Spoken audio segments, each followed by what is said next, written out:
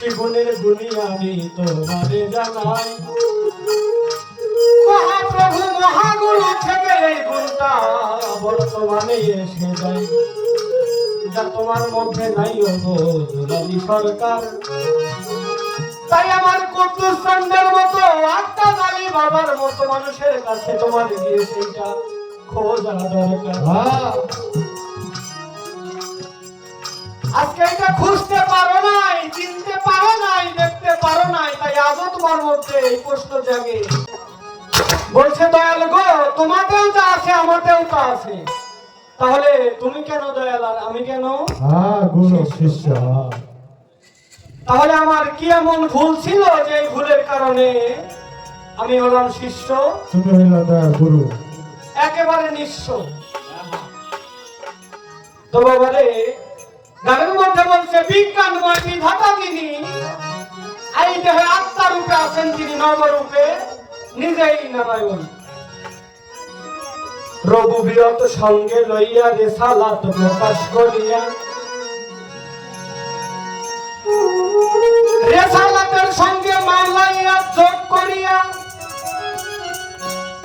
এই বস্তুগত জগতের চাইতে অনেক ঊর্ধ্বে সরাসরি এই জগতের বুকে জান্নাতের দ্বার গেল খুলিয়া, জান্নাতের দ্বার খুলে গেল। এই খোলার জন্য এই যে রূপ পাল্টে আসতেছেন, কে আসলো? মানুষ গুরু আলীর আগমন। মাওলা আলী থেকে শুরু করে আজ পর্যন্ত আমার কুদ্দুস্তান আমার আক্কাস আলী বাজান পর্যন্ত এই যে একজন একজন করে আসতেছে।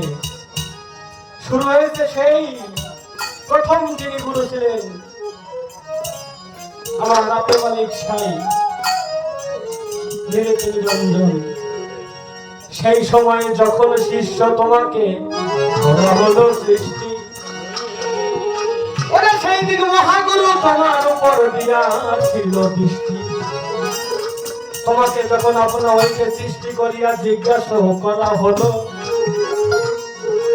ওগো সৃষ্টি তুমি কে আমি কে, তাই খুলে বলো।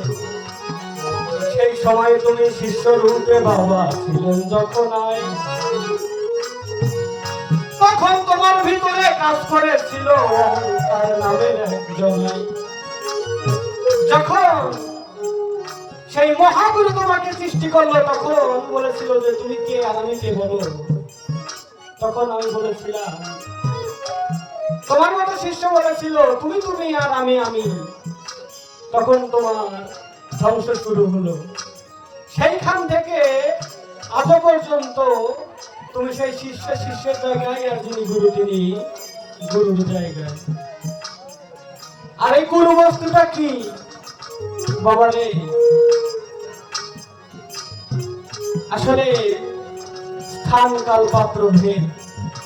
যদি রূপের দেখা তুমি পাইতা, তাহলে এই গুরু বস্তুটা যে কি তুমি সেটা সন্ধান করতে পারতা। তাই তো গানের মধ্যে এটা সদর বলে গিয়েছে, এই এক আসনে বসার তিনজন। ও বাবা, আশা করি দয়াল কি তোমার জানার নাই বাকি, তোমার কর্মগুণে ধ্বংস হলে দিয়েছিলে যখন খাবি।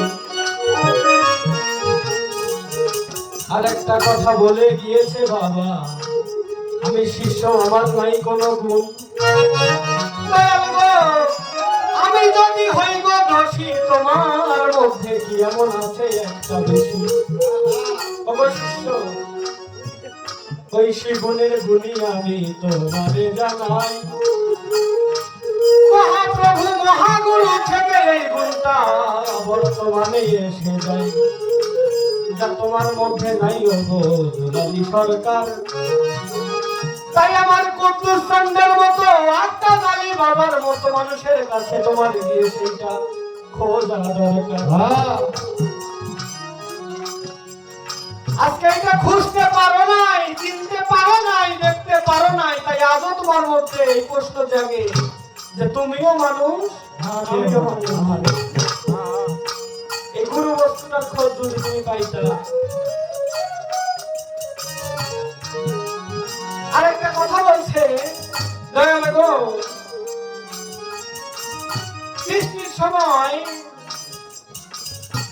আসল নবী ডান পাশ থেকে যে রূহগুলো পদ্ধতি করে সৃষ্টি হয়েছে সেইগুলো পাবে ডান আসল, যাবে জান্নাতে।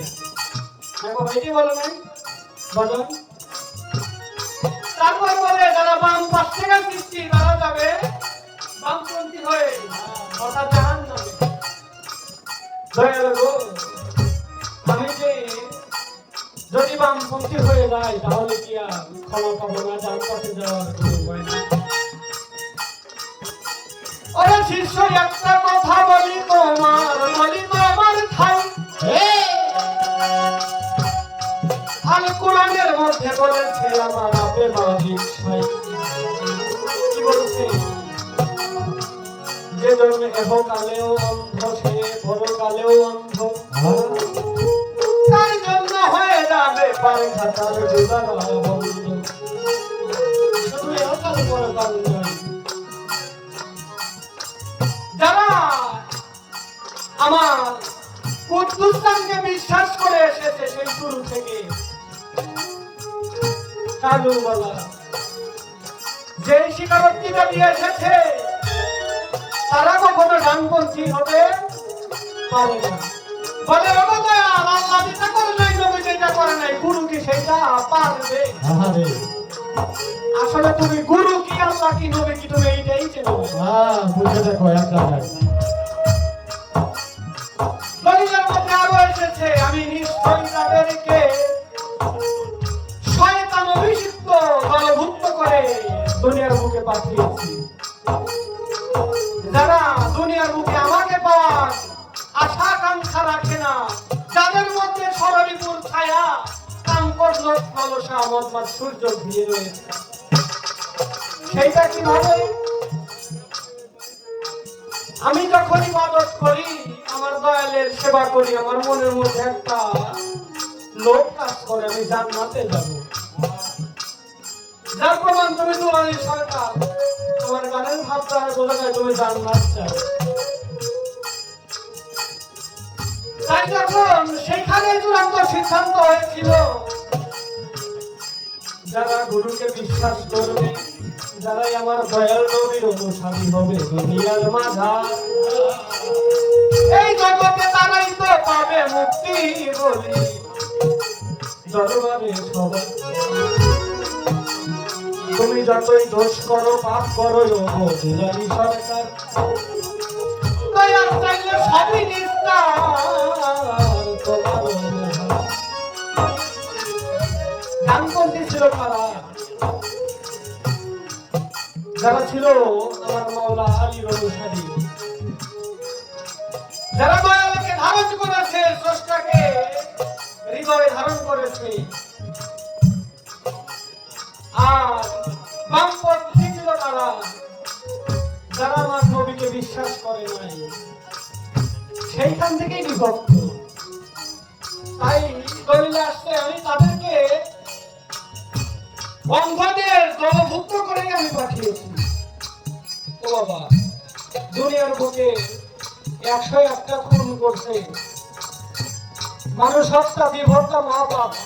সেই মহাপাপ করে নিস্তার পাইছে, বলা পায় নাই, কিভাবে পাইল? তার মধ্যে দয়ালের প্রেমটা জাগ্রত হয়েছিল, আমার কুদ্দুসের প্রতি তার ভালোবাসাটা জাগ্রত হয়েছিল। তাই তো ডাকাত, নিজাম ডাকাত, সে 101টা খুন করার পরে একজন আল্লাহর ওলি। তোমার এই জায়গা থেকে বোঝা দরকার যে ডানপন্থী কারা আর বামপন্থী কারা। তুমি যদি এইখানে দাঁড়িয়ে বলো যে বলো দয়াল আমি ডানপন্থী হতে চাই, তুমি একটু নিজের জ্ঞান বিবেককে চিন্তা করে দেখো যে তুমি কোন পথে আছো।